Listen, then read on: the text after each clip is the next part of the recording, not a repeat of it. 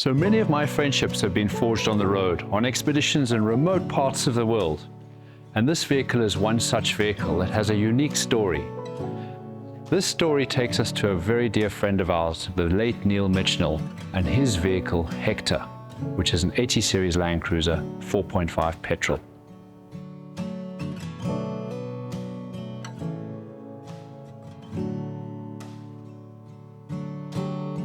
I had a business in England called Footloose 4x4, and I also got involved in classic car rallying, which was one of my passions. And Neil was one such person who, in 2012, decided he wanted to join the rallies, but Neil needed a vehicle. And of course, he wasn't really going to have a classic car. Neil wanted a four-wheel drive. And to have another four-wheel drive on the rally as support over and above my vehicle was going to be a real bonus. So I was up for finding Neil a vehicle. Anyway, I called Neil one day and I said to him, Neil, I have found you the perfect truck. And when he asked me what it was, I said, no, that's a surprise. Just pay me, okay? I bought you a truck. Trust me, it's a great truck. You're going to love it. So what Neil didn't know was Hector behind me only had 28,000 kilometers on the clock. It was a mint vehicle. The plastic was still on the doors. The engine purred like you couldn't believe. A 4.5 petrol is one of the most amazing 80 series Land Cruisers you can drive. It purrs on the road. It's got great power. You really just feel it. And that's what Neil fell in love with. And I think all of you who've owned a four-wheel drive that you've taken on an expedition or taken on a big trip, it becomes a part of you. These vehicles are family. And that's exactly what this vehicle was to Neil. And the first trip was going to be from the top to bottom of South America. Now that's a big trip to undertake, especially for 2 months.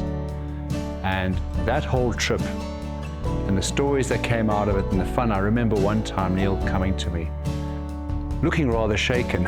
And I looked at him and I said, well, what's wrong? He says, that mountain pass, I lost my brakes halfway down, or just a bit further down. I said, well, you made it down. He said, but it was scary. And this is an automatic, so Neil had been sitting on the brakes a little bit too more than he should have. And of course, he lost the brakes. After much calming Neil's nerves down and cooling the brakes down, we got him back on the road. And of course, the next rally came up, and that was going to be driving across America from the west to the east. Another 2-month stint. So Neil and I became really good friends. As I understood, he was very close friends with some of the guys in the rally group. They played rugby together. And of course, this grows. This family was a bubble that we used to travel along together. And more, as Neil took this truck on rallies, this was Neil's commitment to drive another rally going forward so he could just continue his passion and enjoy this travel. He always took a friend with him. On the South America trip, he took his daughter, and that was a very unique, special opportunity. And I've seen it often where a father and a daughter form a bond on a rally. And when you're traveling with your dad for 2 months, you've got a lot of time to talk. And you get to know each other like you probably would never have had the opportunity to do that. And if it's your partner, the same thing happens. You really get to know people. You cut through the layers and the facades when you're on a rally. There's nothing that you can pretty up. You're all going to drive the same road. What car you drive is actually not really of real importance, because the best prepared car can break down. So another fond memory I have of Neil is just testimony to the man he was. We were driving across America, actually going through Death Valley, and this time my vehicle broke down, which is very embarrassing, but the alternator packed up and I hadn't charged the battery fully, and of course I thought I could get through. And I didn't. The car ran out of battery power and I was stuck in the middle of Death Valley. Not the ideal place to be stuck, believe me. Anyway, I had to call Neil. Now Neil at that time was probably 2 hours ahead of us. He'd gone past this beautiful little cafe. He'd had a lovely breakfast. He was on the road early. He'd headed off, and now he gets my call. Neil, I need help. And I need you to please come back and bring me a battery. So Neil didn't even hesitate. He turned his car around, he found a battery.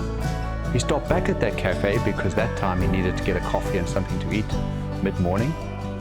Found us. Of course, we were able to sort the car, put a new battery in, and we went back past the cafe for lunch. The most amusing thing is the cafe owner couldn't understand what the hell was going on between Neil coming backwards and forwards. That day he drove 4 hours extra, more than anyone else, to come back and help me. And that led us to the next rally, where we were going to be in Southeast Asia in 2018. And this is where Neil met Joe.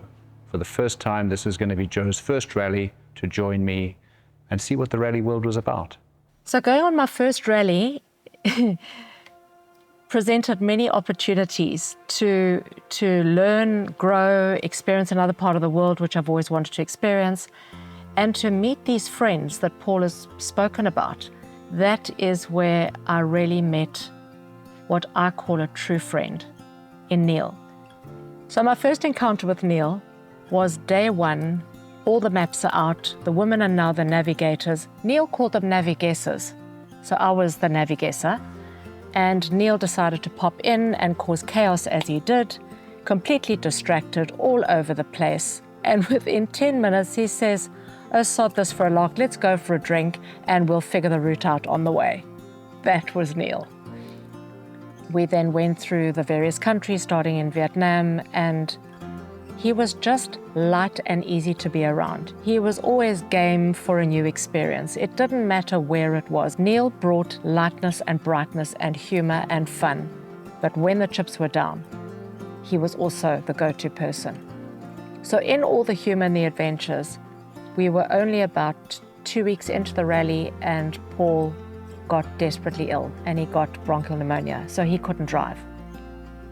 And so we were moving his truck around from city to city in Myanmar while Paul was driven in an ambulance, moved from hotel to hotel. Remember, Paul had the friendships with these people. I was the new kid on the block with nobody to turn to, but Neil was, I didn't even have to ask. He set a place for me at the table at every hotel we went to. He always checked in on Paul. He was such a standout human. And in a way, he adopted the role of like my father figure, my guardian angel. I would say he was a self-appointed guardian. When Paul got better, we started to enjoy more fun times and more humor. And I can tell you a million stories about Neil. But he and I became incredibly close in a different way that he and Paul had become close. They were boys, they shared a lot in common, they shared history. But there was a bond that Neil and I forged, which was like the dad I never had. So when we parted in Vietnam, at the end, it was always with the promise of doing the next rally, which was going to be 2 years later, and that was Trans-Africa. From that day, when we said goodbye to Neil, a very teary goodbye, we never lost contact. We would phone each other once a week, once every 2 weeks, and have long chats and share all sorts of things. And then there was the build-up to 2020. The pandemic happened. Alas, Trans-Africa was in the making, but never happened. That same year, Neil was sadly diagnosed with cancer. But Neil was never the negative person and be taken down by anything. He always said, "I've got the next rally, we've got this, we're going to do the thing." And that was supposed to be 2024. Neil went up and down with his health, and then he said, "No, well, never mind. If it's only going to be in 2024, I'm going to come out for the British Lions rugby tour," because he was a big rugger bugger. And alas, he got too sick and didn't make that either. When he died, he bequeathed Hector to Paul and I. And we promised that we would do the Trans-Africa in his honor. So Paul prepared Hector so that he could be one of the support vehicles for Trans-Africa in April 2024. So Hector did the trip for Neil, and he lives with us every day through Hector. Thank you so much for watching our films and following us on YouTube. If you would like to see more of what we have to share, please click on the link below, hit subscribe, and join us on Patreon.